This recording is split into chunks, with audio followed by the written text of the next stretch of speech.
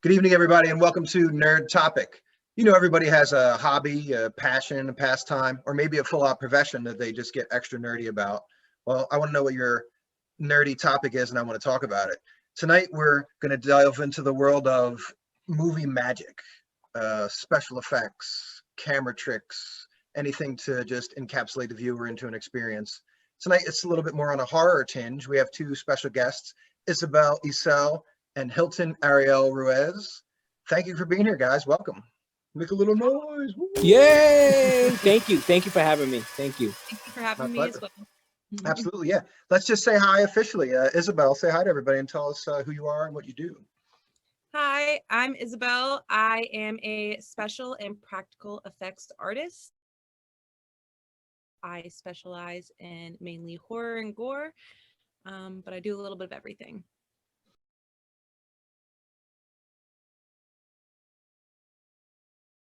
Awesome. And Hilton Ruiz, tell us about yourself. Hey, what's going on? I'm a director, writer, producer. The past 20 years, I've done numerous projects. One of my latest projects is called Zombie with a Shotgun. And right now I'm working on another project. Not the sequel, as a lot of people are asking me, but another project I'm working on. Awesome. That's a good sign when they're asking for the sequel, though, right? Yes, that's what everyone asks me. And, you know, it's been hard, I guess, for all of us as the whole pandemic. And that was the goal of 2020 is when I released the Zombie with a Shotgun was premiered on Amazon on November 28th, 2019. And then 3 months after, the whole pandemic happened, and it sucked because I had gotten so much traction in those first 3 months. And people were like, hey, do you have a script for the sequel?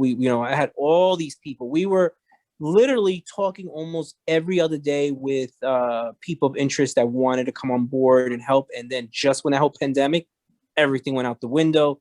All the conventions that I wanted to appear and participate with Zombie with a Shotgun just went out the window. And but you know, everybody took a back step on this whole situation. Yeah, I feel your pain. I got a press pass to write and interview celebrities at conventions like 3 months before COVID, and then they all got shut down. So I feel you. Yeah. Isabelle, how is doing practical effects and COVID? How has that affected you? Or are there still little film shoots popping up where you can work? Or oh yeah, so I've definitely had it was slow at first, obviously during the pandemic. Like there was a good while where it was just nothing, but honestly with practical it's fine because it's mainly it's not, you don't have to be as worried about being clean, but it's definitely on the makeup side of things. That's where it's been difficult, but you kind of just do the same things that you've been doing before. A lot of people are like, well, are you gonna have everything clean now that there's COVID? And I was like, I kind of already had everything clean before. Yeah, right, yeah. I definitely just try to do extra steps to make people feel more comfortable, honestly, put on a little show, always switching out my gloves, always using hand sanitizer over my gloves, Yep. Yeah, it's like asking a tattoo artist if they're clean. It's like, yeah, that's the same thing. I've heard tattoo artists say that people are like, well, you're going to be clean now that it's COVID. And it's like, oh yeah, I totally wasn't clean before COVID. Hilton, what is it about the horror genre or the apocalyptic, zombie genre per se that just what brought you to that? Yeah.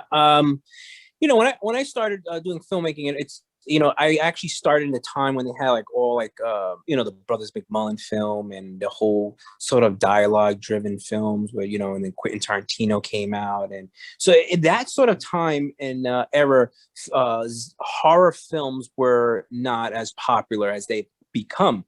They were popular, of course, in the 80s, early 90s. And then when I would say mid 90s, things started to change for horror. And it wasn't so popular. So when I started hanging out with my colleagues and everything, we were working on dramas and more different sort of genre than horror. But I've always wanted to do horror. It's like, oh man, I can't wait to just get back to do horror. So it was pretty interesting the cycle that I started. I started with of course narrative fiction with doing drama and sort of a comedy and serious sort of topics. And it just happens to be, you know, what was it, around, I would say around 2010 or 11, because I was doing a couple of documentaries, and then I released a photo book. I produced this photo book, and I just started realizing that, you know, working with documentaries was a little bit sort of difficult, because, you know, you know, you start to deal with a lot of personalities of the people that you're working with, and I just felt like it wasn't, you know, and there's nothing against documentaries. I just felt like I wasn't fulfilling that void when I first started doing narrative. I just felt like something was just so much more artistic, of bringing, you know, it's like, you know, you have your plain dollhouse, and, you know, you put the furniture here, and your who's up there on the first and second floor. And I wanted to go back and to create something. And I said, you know what, this is a perfect time to go into horror. So during, like, say 2012, 13, I decided to go into doing web series. Web series started being really popular. And I created 2 web series. I created, one was, first one, believe it or not, was called 6666. And I started with 2 episodes, and basically it was about a, you know, this evil entity that was, of course, the person that was born on June 6th, 1966, and he was the devil himself. And the series was supposed to be different actors, different stories, but the same sort of storyline with the evil entity. And then I did Zombie with a Shotgun, and we did 5 episodes of Zombie with a Shotgun. And, you know, we did the 666 first, and then when I went into do Zombie with a Shotgun, that very first episode went viral. And I've never experienced viral my whole entire life. And I think as us artists, that's what we try to get. We try to catch. We try to get that viral, that popularity of, like, okay, now I got to ride this wave and see how far this wave is going to take me, because it may never happen. So I took that wave, and the wave just kept on going and going. It just kept on going. And every time, like, even when I went back to do other projects, I went back to do 666, even the Eli Roth's company called me, and they loved the whole episode. They wanted me to do original content for them. And when they first opened Crypt Horror, Crypt TV, believe it or not, I was actually the very first person to open up that site. And you know, it went far. And then every time I had interviews, conversations, everybody would ask me, but what happened to Zombie with a Shotgun? And it just kept on. And I'm like, damn it. And then my social media numbers was going so big.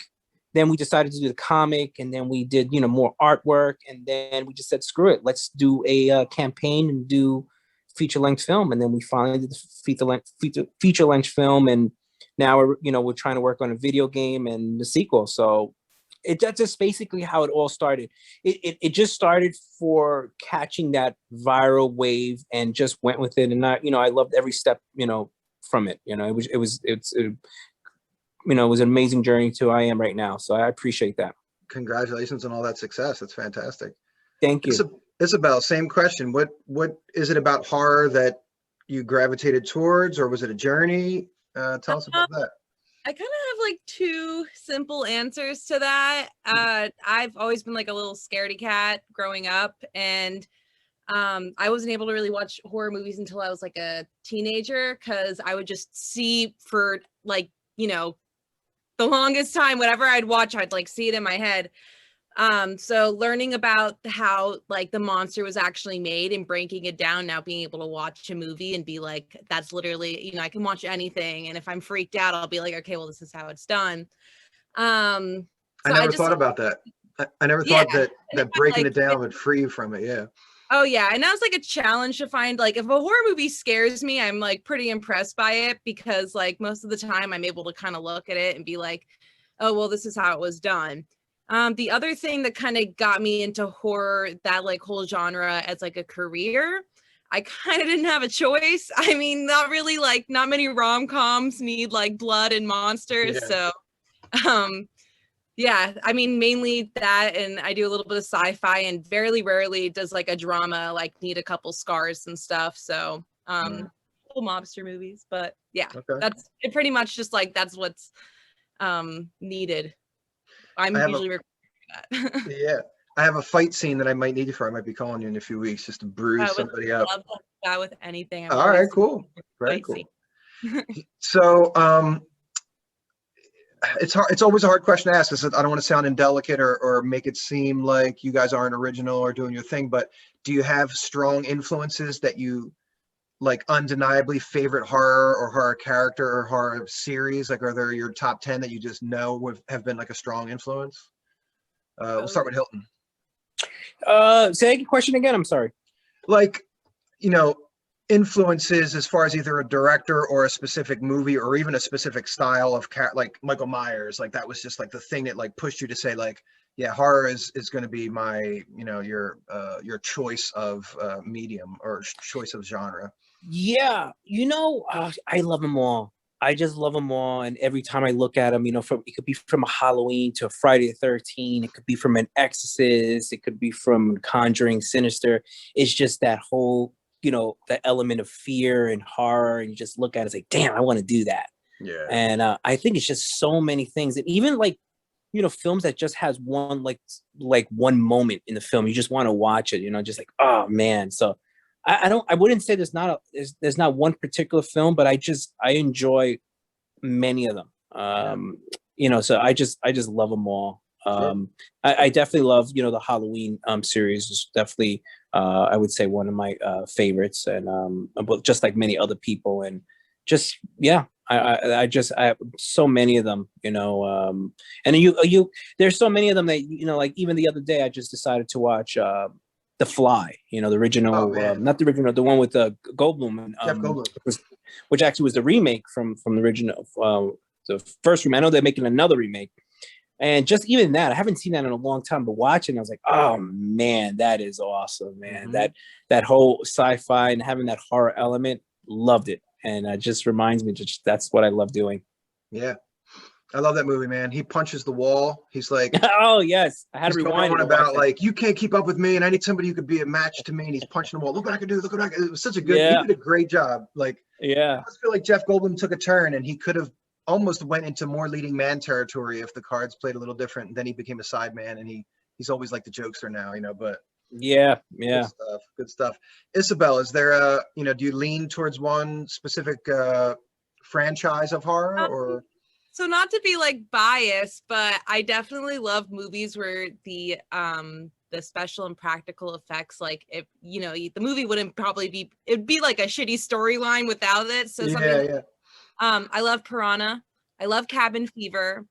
And The Collector is literally my all-time favorite series. And then as for people, I really look up to Rob Bottin. He did The Thing, well, the makeup for The Thing. He did Total Recall, which I actually watched recently, and oh my god, I was like, I didn't know he did it, and then I was like, who is this makeup artist? And I was like, oh, of course it's Rob Bottin. I love Greg Nicotero too. Just like, you know, usually those guys, they're so good that someone will like make a movie just so they can do, you know, use them. Yeah.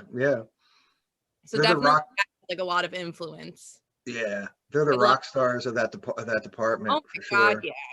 Are those guys on Instagram like showing you their breakdowns and stuff, or are they just a little bit beyond that? Like, you know, because some they are. I know, like a lot of them, you know, they do like show their tips and tricks. And there's someone like Tom Savini, Friday the 13th. He even has a school where he's teaching people every day about like, you know, his like, you know, his stuff, his technique. Yeah.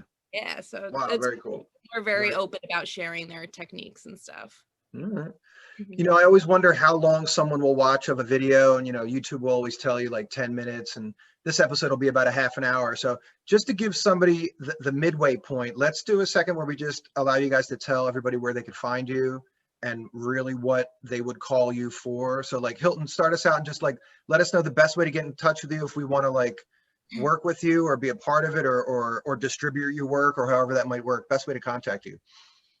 Yeah, I would say the best way to contact me is through Twitter. So if you just like a search zombie with a shotgun, because I'm there on a daily basis. I'm tweeting out so many things. Or you can even go on my so I have two Twitter accounts. One is my personal, which is Hilton Ariel Ruiz, and then I have a zombie with the shotgun. So those two, you guys, anybody can reach me. And I always tell everybody, if you have you want to message me, I have no problem. I answer everyone's question, or you want to just, chit chat or collaborate. I'm always there to, I'm not that guy that's not going to respond to nobody. So that's where people can reach me at. You responded to me, man, and it means a lot. I found you through Twitter, and that was awesome. I respect that. Appreciate that. Yeah, thank you. I appreciate that. Yes. Absolutely, yeah. Isabelle, where is the best place to contact you?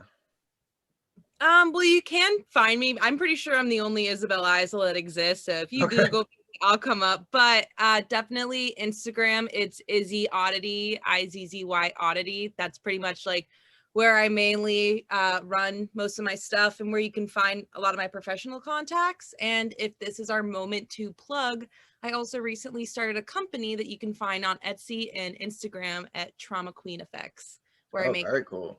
Prosthetics for other special effects makeup artists to use. Fantastic. Very cool. Congratulations. Thank you. Yeah. Do you guys have nightmares? Like, does being in the horror genre all day just stick in your mind and then you find yourself sleeping like with the cold shivers, Hilton? No. That's something really I have to tell you, when I do dream and have a nightmare, it's like once every like 2 months. When I was younger, yes, I used to have a lot of nightmares when I was younger. And I think maybe when I was younger, I kind of like believed in so many things. And then, when you just get older, you're like, nothing scares me anymore.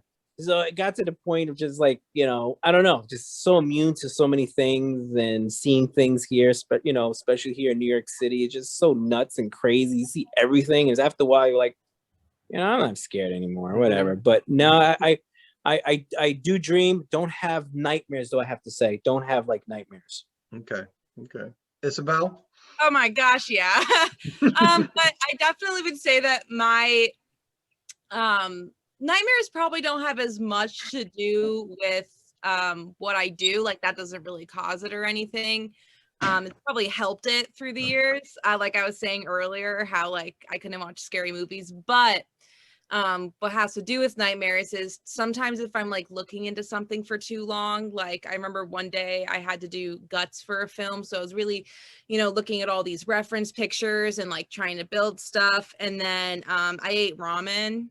Ooh. And all I could think about was that. And I made a beautiful bowl of ramen and that's all I could like envision. And that'll happen to me sometimes with like a lot of different things. Like oh my gosh, yeah. So that's definitely closer to like a way that working in this field has affected me. Yeah. Ooh, I might never eat ramen and look at them the same way. Let me tell you what I saw when I tried to eat wings one time. Oh man.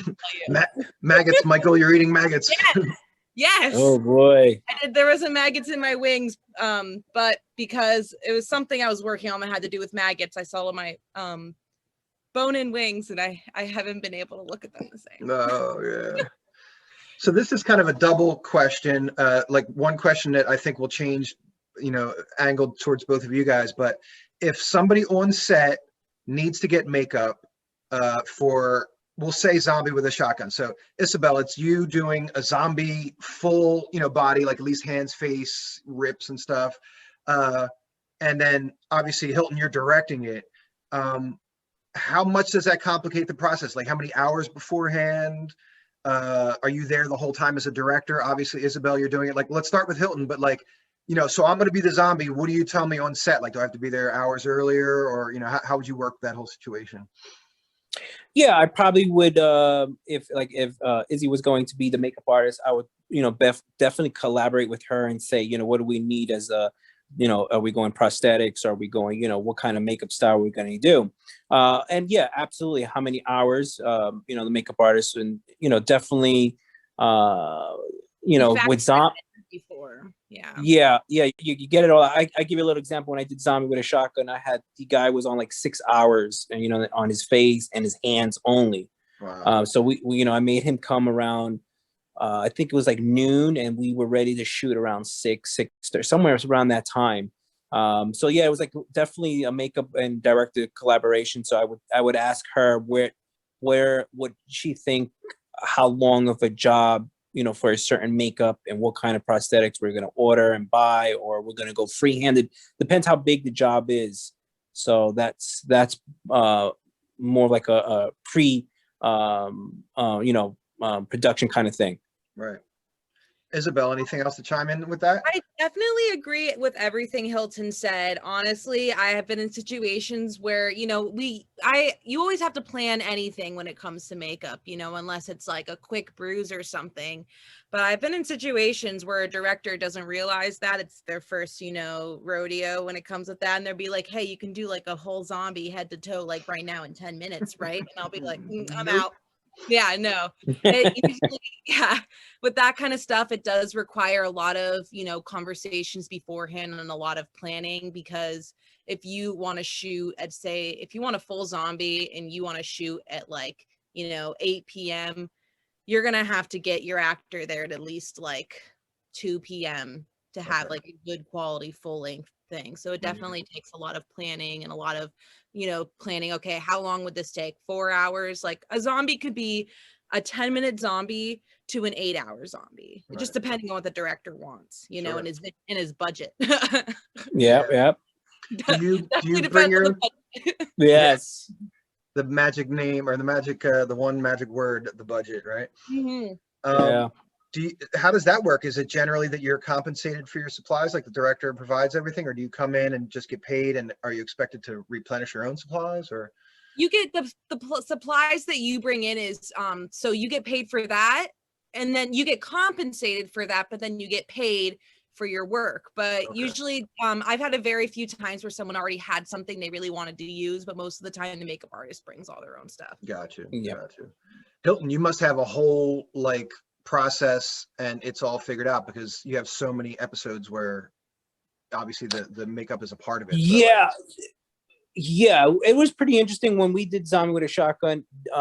We had, for those 5 episodes, I think we had 4 different makeup artists. And it was a creative decision that I wanted to do, because I wanted to shoot like in different sort of cameras and different sort of styles. And there wasn't too much complicated makeup artists in those 5 episodes. Where it became complicated was, of course, in the feature film. Because a lot of it was the beginning of his transition. So it wasn't, we were waiting till he gets transition at the very end. And of course, like as he said, it's all budget. So I didn't have that budget to have a bunch of zombies. Yeah, you could have a bunch of zombies in your movie, but I wanted to have like some kick-ass zombies. So I definitely made sure that I had a kick-ass zombie at the end of the film. So what I did was just quickly, since we're on the makeup thing, I called my makeup artist, and we had to order the prosthetics. And one of the questions he asked me is like, how do you want this zombie to look like? And I said, I want him to look like Michael Jackson. I want that Michael Jackson Thriller look. Yeah. But I wanted to give it more of a sort of like sinister new age style. And then I showed him another zombie picture. I don't know where it was from. And I said, if we could incorporate this with the Michael Jackson look, I would love it. So he was like, perfect. So, here in New York City, we don't have great makeup prosthetic orders, like in California. So we had to order all these pieces from California and to mail out here. Then he had to do the job before, we went to shoot. So, I gave him the pieces. He worked overnight, fixing it all up, whatever he was doing. And then still coming to the set, we had about another 6 hours for him to apply the makeup and everything. It's just a tedious job for makeup artists, but it was worth it. Your makeup artist. Yes, he was unbelievable. I listen. It was a kick-ass zombie he did. It was beautiful, and it was so good that when the movie first came out, people were like, "Oh my God, you guys are so stupid! You guys, you can't fool me. That's a mask."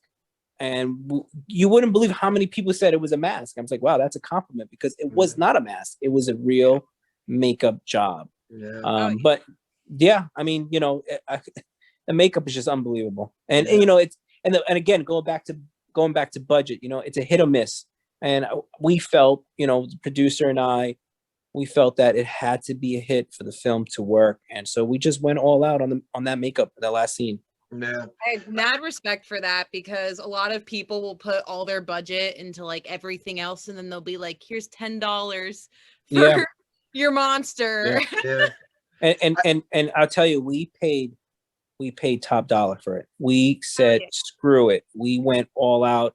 And you would be even surprised if I tell you how much money we paid for that job. But it was worth every single penny. Nice. Yeah. Guys, we're at the 2-minute mark, so I want to give you each a minute. We'll start with Isabelle and just give us a minute of anything you want to say and tell us what's going on, and then we'll bounce to Hilton. But I don't want it to cut us off without you guys saying goodbye. Thank you so much for having me. It was really fun and nice talking to you guys both. Yeah, I already kind of go back to the other half to see my shout outs and stuff. I'll clip that here. I'll put it right back in. It's a pleasure having you here. I'm going to show all of your work, and we're really going to try to connect you to some people, and we look forward to everything that's coming up. I love making new connections, so that's great. Nice. And Hilton, say a little peace out for us. Yes. Again, thank you. It was great talking to you guys. Yeah. I love to connect with, makeup. I love to see your work, Izzy. I want to see what you have going on. I got to watch your movie. You yes. I'm in. Absolutely. You just never know. Next project. Absolutely. But yeah, I mean, if I always tell everybody, if you're into zombies, horror, of course, you just Google Zombie with a Shotgun first episode. If you like that first episode, then you will like the feature film, sort of the same lines of that way. And just, Amazon, if you have an Amazon account, you can watch Zombie with a Shotgun for free. Tubi also has Zombie with a Shotgun, and Google Play. We're going to get shut down, you guys. I don't want the thing to cut us off, but it's literally counting down to like the 10 mark. So peace from Nerd Topic. Thank you for being here. Subscribe to the channel. Help us out. Look for Zombie with a Shotgun and Isabelle, Isel. Peace, you guys. Peace out. Thanks for being here. Thank you. Take care. Bye. Bye.